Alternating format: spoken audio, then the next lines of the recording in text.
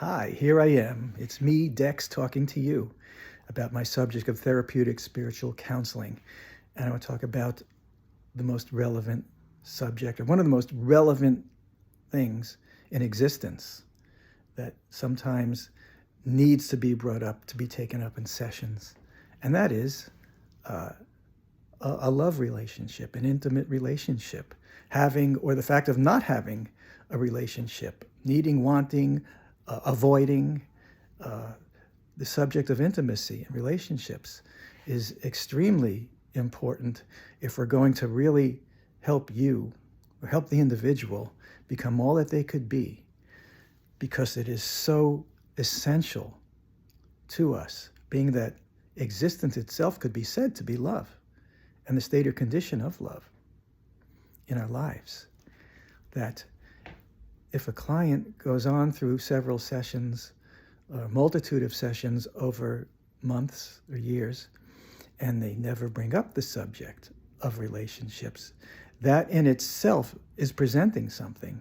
See, in therapeutic spiritual counseling, it's all what you could call ad hoc processing. The Latin ad hoc means for this.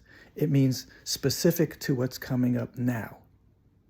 And that is as relevant as any form of counseling could possibly be. Not to impose some script, some program, some chart, some series of levels that are generic and pro forma. I think, among other people, those who have done the Scientology experience have seen long-term how that failed to resolve or touch on the most important things that a person always hoped would somehow resolve, but didn't through those methods. What matters most, what's going to make a difference, is taking up what's on your mind.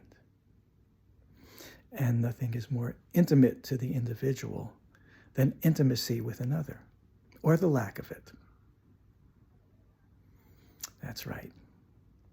So it can be a red flag, something that is showing up by not showing up. If a client spends months in sessions and never brings up the subject of their relationship or lack of a relationship, that is actually presenting a resistance, an avoidance, which indicates, fear and pain on the subject, which is very crippling and inhibiting and restrictive of a person's existence. So there's times when it falls on my shoulders to bring up this subject, open up that can of worms.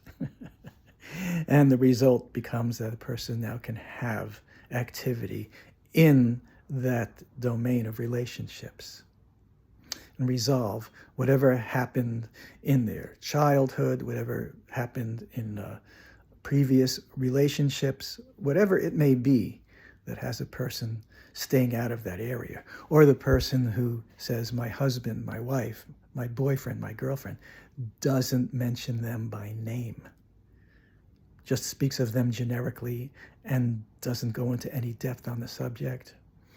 That is the same sort of red flag. It's actually presenting something for the counselor to pick up on and help the person to digest and process.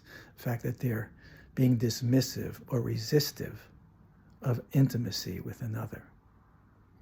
And the changes that happen, the relief and the liberation and the joy and the wholeness that is gained when whatever attitudes need to be processed in this area and feelings that need to be digested in this area are opened up and allowed to express, and encouraged and invited and taken up, well, it just is one of the greatest revelations a person can have, to regain connection and activity in intimacy, in love with another or others. So it's a very important subject.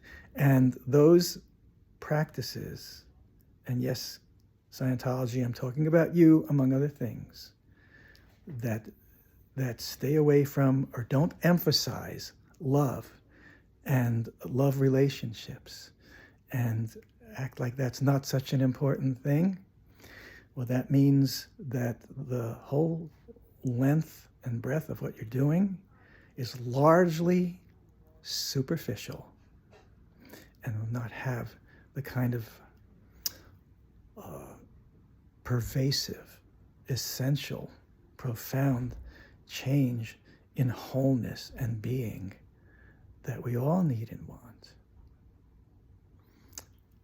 That's how important it is to connect with love relationships and process the feelings and attitudes therein. If this is not touched on for long periods of time or ever in sessions, deeply, profoundly, resulting in change and liberation and happiness, then what is being done is largely superficial. So let's not miss the boat.